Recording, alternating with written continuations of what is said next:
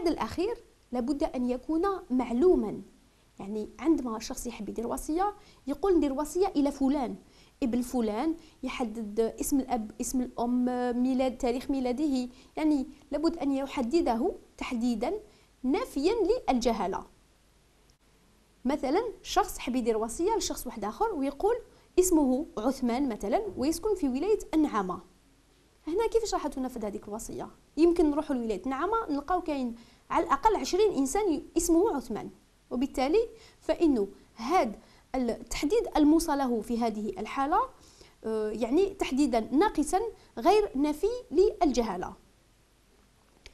أيضا وفي نفس السياق لما نتكلم على الموصى له، هذا الأخير باش يقدر ينفذ الوصية لازم ما يكونش هو قاتل الموصي، لأنه طبقا لأحكام المادة 188 من قانون الأسرة لا يستحق الوصية من قتل الموصي عمدا. حاب يقول كاين شخص دار وصية لفائدة شخص واحد آخر، هذا الآخر هو الموصى له، بعدها توفى الموصي، لأنه باش نتكلم على تنفيذ الوصية لازم الموصي يتوفى.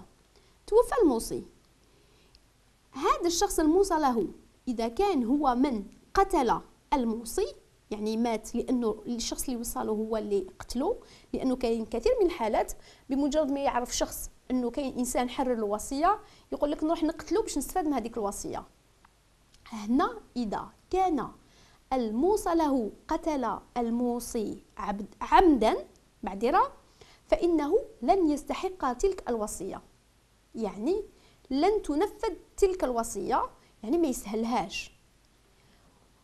بالرجوع إلى هذه المادة 188 من قانون الأسرة نشوفها تستثني قاتل الموصي عمدا. حاب يقول أن قاتل الموصي غير عمدي ولا اللي كان في حالة دفاع شرعي على النفس ما تستثنيش هذه المادة، وبالتالي راح يكون عنده الحق في الوصية.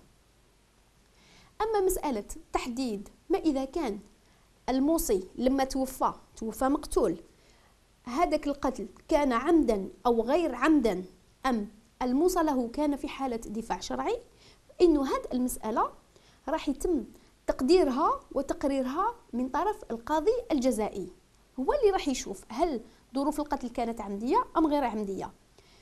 ضيف يأكد ما إذا توفر حالة الدفاع الشرعي من عدم توفرها. فإذا ثبت أن في الحكم الجزائي أن القتل كان عمدا فإن الموصى له لن يستحق تلك الوصية ولن تنفذ. أما إذا تبين في الحكم الجزائي أن القتل كان خطأ يعني غير عمدي، أو أن الموصى له كان في حالة دفاع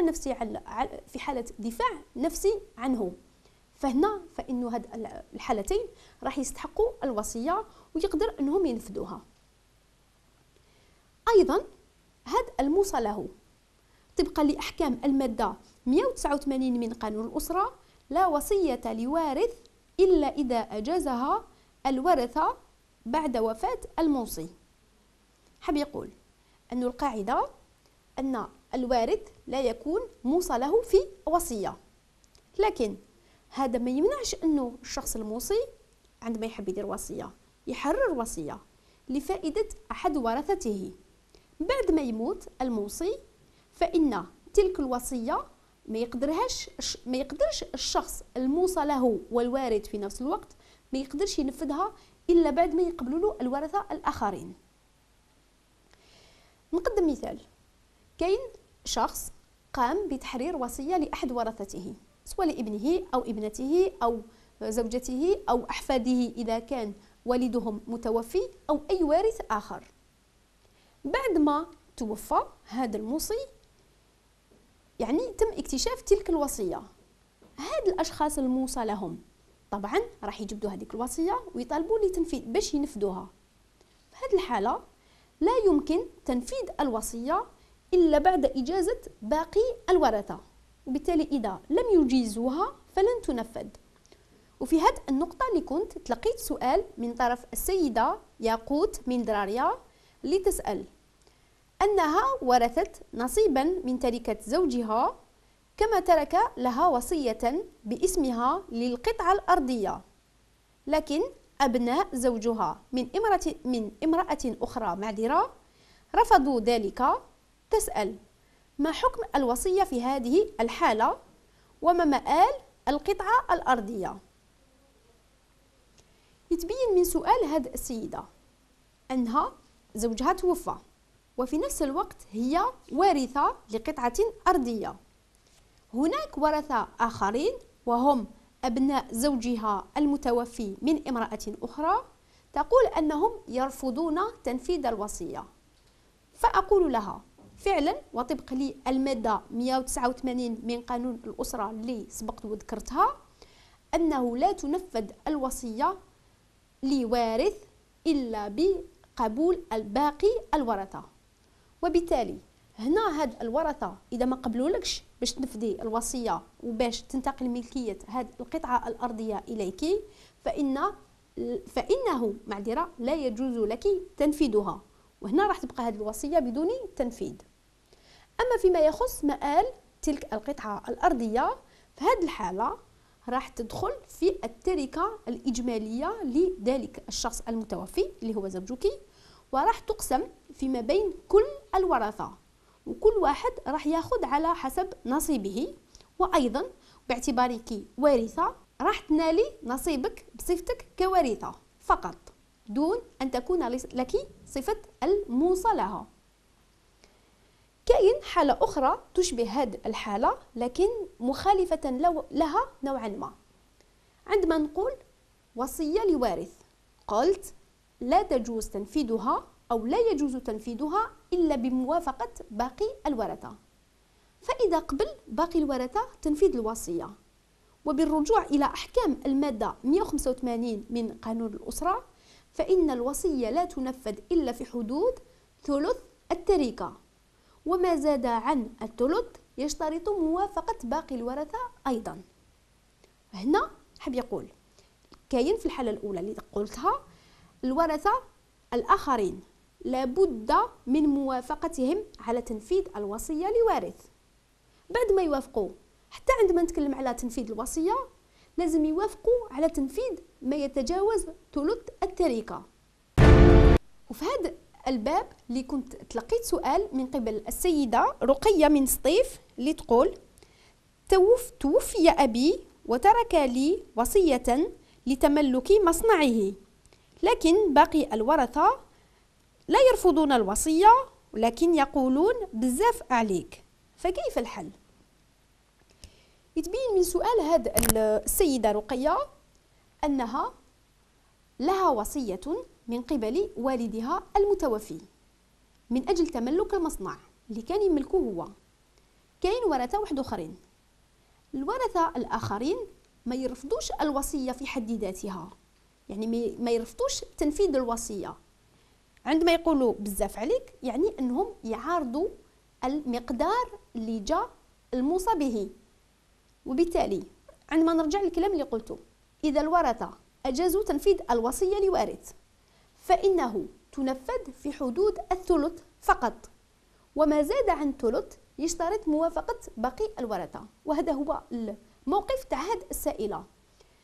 نقول لها هذا المصنع إذا كان يمثل كحد أقصى ثلث التركة اللي خلفها لكم والدك المتوفي، هنا يكون عندك الحق في تملكه، وما عليك إلا أنك تتوجهي إلى المحافظة العقارية التي يقع في دائرة اختصاصها ذلك المصنع باش تشهري تلك الوصية، لأنه ما عندكش مشكل أن الورثة رفضوا تنفيذ الوصية، هم لا يعارضون تنفيذها ولكن يعارضون المقدار.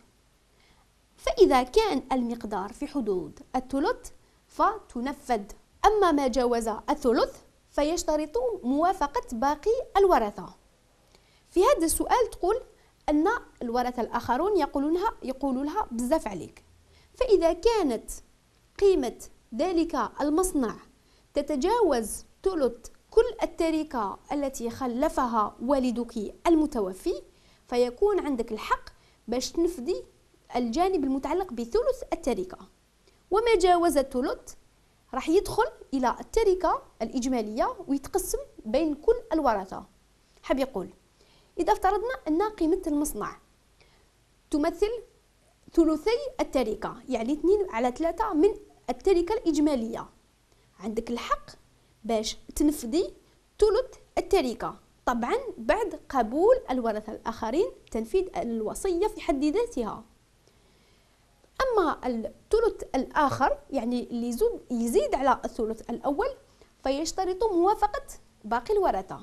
تقول أن الورثة الآخرون يرفضون الزيادة، فهذه الزيادة راح تدخل مع مجموع التركة ويكون عندك الحق فيها، يعني يكون عندك الحق ولا عندك نصيب باعتبارك وارثة أيضا.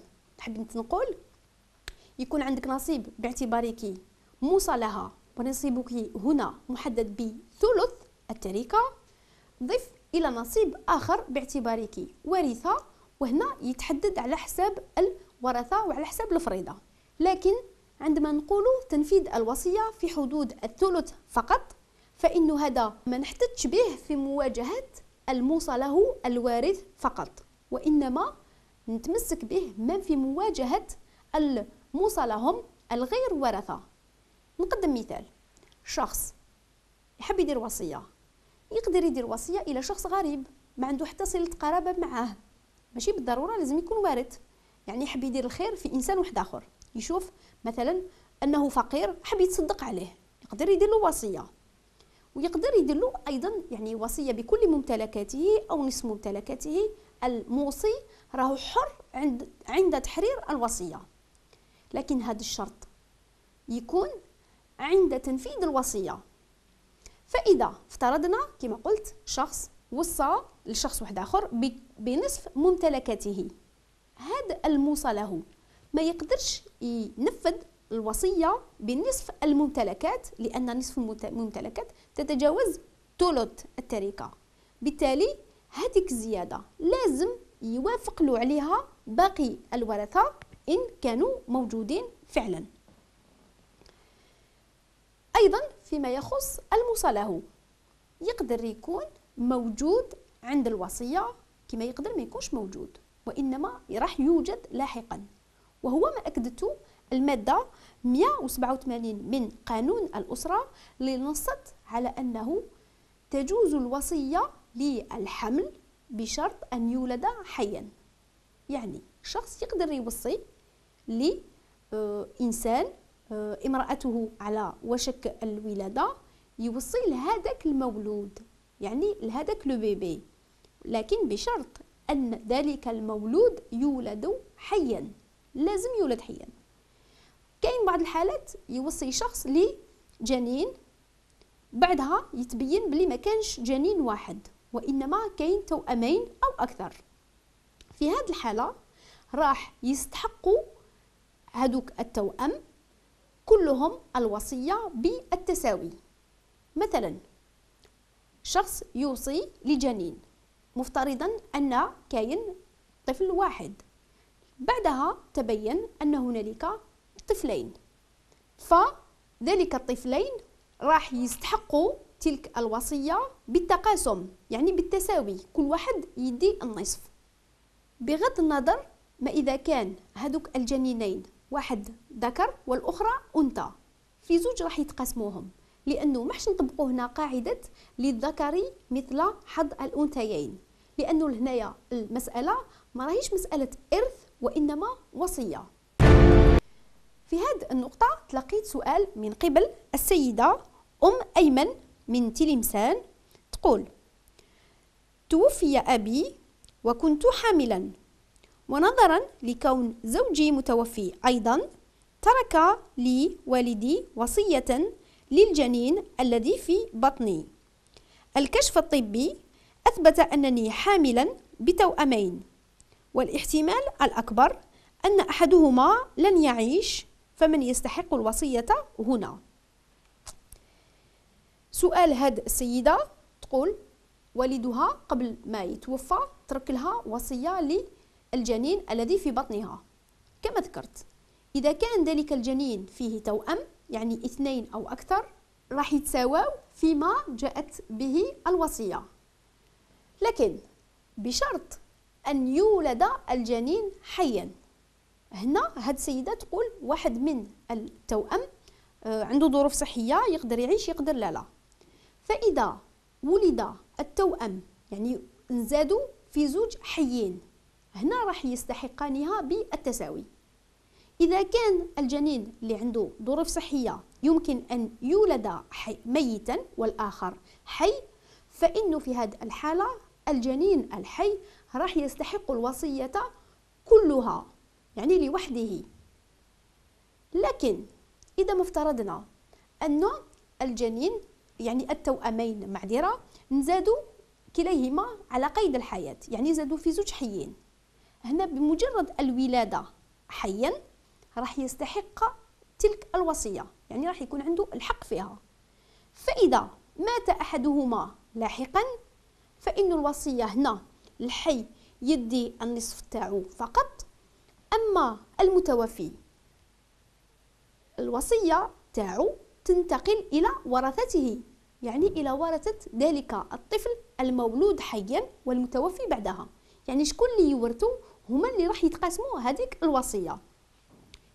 هذه الحالة تطبق ما إذا كانت الوصية بالعين، يعني وصية عينا، يعني قدم له هذاك الشخص اللي وصاله قدم له حاجة، ملك له حاجة، فإنه هذيك الحاجة اللي ملكها له وبعدها الموصى له توفى، فإن تلك الوصية راح تنتقل إلى ورثة الجنين المتوفي لاحقا. لكن إذا كانت الوصية بالمنفعة، يعني شخص وصى بالاستنفاع ولا الانتفاع معذرة من شيء، مثلا وصاله باش ينتفع من سكن ما، بمجرد ما يتوفى ذلك المولود يعني يزيد حي بعدها يتوفى، بمجرد الوفاة هنا راح تنتهي الوصية بالمنفعة، وفي هذه الحالة تنتقل الوصية إلى ورثة الموصي، ماشي إلى ورثة الموصى له كما قلت في الوصية بالأعيان. لكن حبيت أنا نطرح سؤال، راني نتكلم على الوصية الموصي الموصى له، بصح الشيء اللي نوصي به أو الموصى به وشنو هو الشيء الموصى به؟ القاعدة أنه كل ما يصح تملكه من أموال مباحة عينا أو منفعة تجوز أن تكون محلا للوصية. حاب يقول أنه الحاجة اللي حبيت نوصي بها لابد أن تكون قابلة للتوارث، ومن هنا فإن كل أموال الموصي سواء كانت عينا أو منفعة يمكن أن تكون محلا للوصية.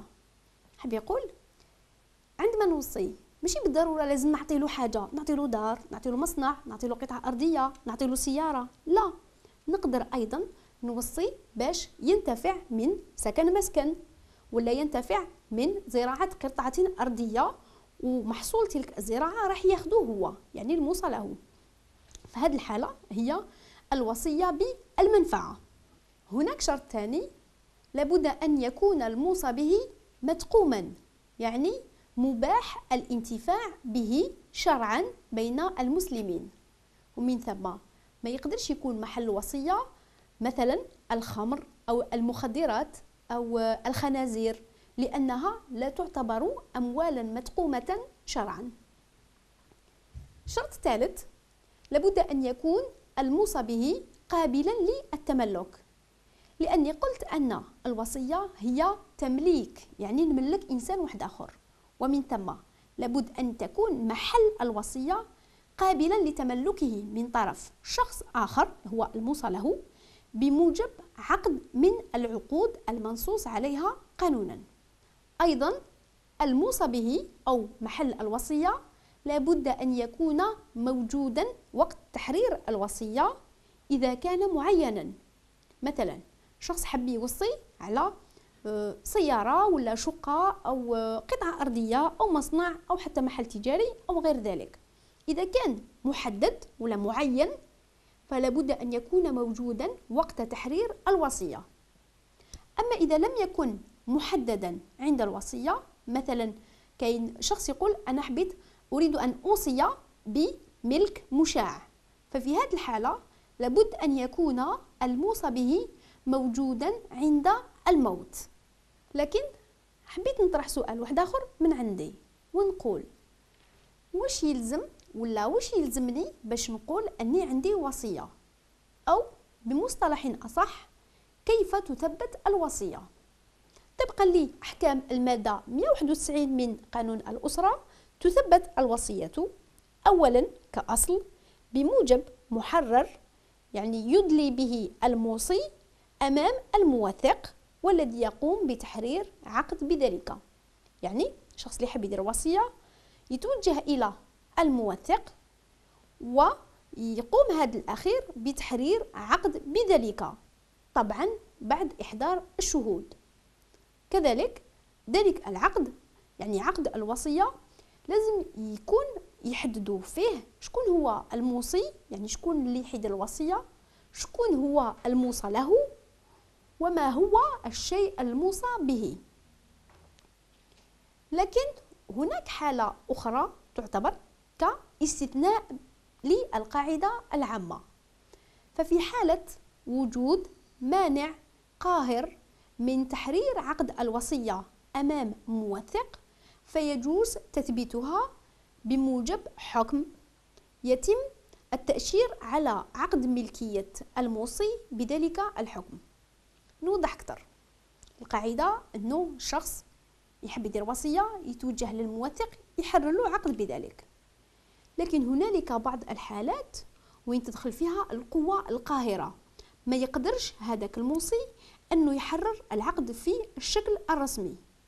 هنا يمكن أن تثبت الوصية بموجب حكم، يعني الشخص اللي كان راح يحرر له الوصية الموصى له عرف أنه الموصي قبل ما يتوفى كان حيدير لي وصية، يمكن له اللجوء إلى القضاء من أجل المطالبة بتثبيت الوصية بعد صدور الحكم الذي يقضي له بذلك، يعني الحكم اللي يثبت الوصية راح يؤشر في عقد الملكية تاع الحاجة الموصى بها بذلك الحكم.